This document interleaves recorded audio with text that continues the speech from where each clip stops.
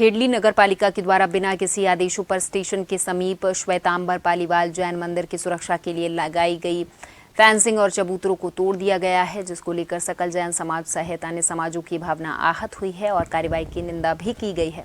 इसके बाद नगर पालिका ईओ का घेराव कर विरोध प्रदर्शन भी किया गया है, जिसके बाद आज सकल जैन समाज ने अहिंसात्मक तरीके से अन्न जल त्याग कर दोषियों के खिलाफ सख्त कार्रवाई करने के लिए आमरण अनशन शुरू कर दिया है, जिसमें जैन समाज के लोग बड़ी संख्या में शामिल हुए हैं।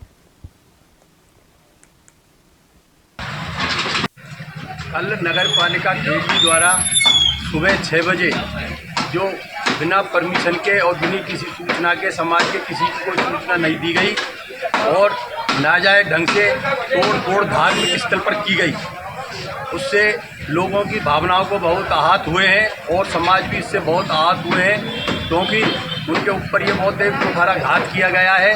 हमको पहले कोई सूचना नहीं थी, इसलिए जैन समाज आज अन्न जल त्याग करके भाई मदन लाल जी आमरण अनशन पर बैठ गए हैं, अनिश्चितकालीन आमरण अनशन पर बैठ गए हैं। किस मांग को लेकर आप आमरण अनशन कर रहे हैं, अहिंसात्मक आंदोलन कर रहे हैं? अहिंसात्मक आंदोलन हम इसलिए कर रहे हैं कि नगर पालिका ईओ और एसआई इन दोनों को बर्खास्त किया जाए और दोषी को कठोर से कठोर सजा दी जाए।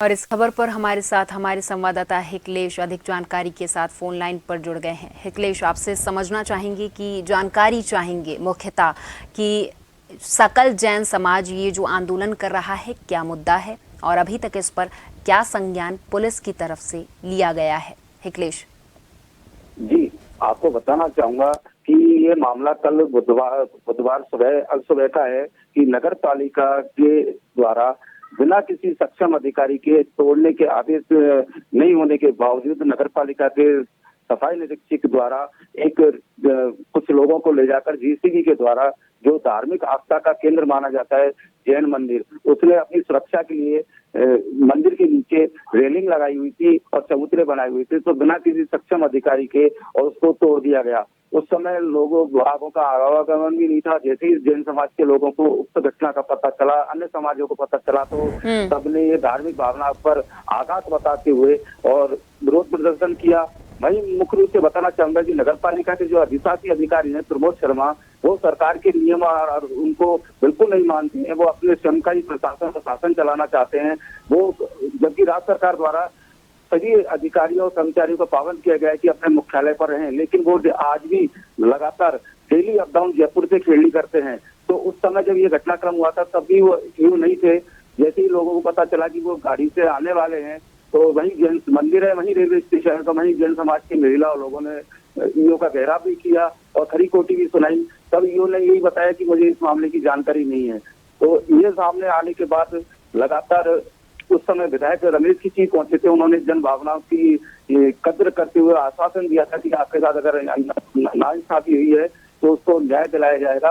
उसके बाद आम सभा का आयोजन रात्रि को किया गया जैन समाज, सकल जैन समाज द्वारा, और उन्होंने धरना प्रदर्शन और दोषी जो ईओ है और सफाई निरीक्षक है उनको खिलाफ विरुद्ध कार्रवाई करने के लिए आज से मदन जैन व अन्य समाज के लोगों द्वारा जैन मंदिर पर जहां नीचे तोड़फोड़ की गई है उसके यही आमरण अन्न जल त्याग कर अनशन शुरू किया गया है। वहीं भी उक्त मामले को प्रशासन की गंभीरता से ले रहा है। कठुमर एसडीएम सुखाराम पिंडेल ने भी उक्त मामले की घटनाक्रम की जांच रिपोर्ट की मौके पर बहिष्कार अधिकारियों से मंगाई है कि इसमें गलती किसकी थी और क्या ये मामला था।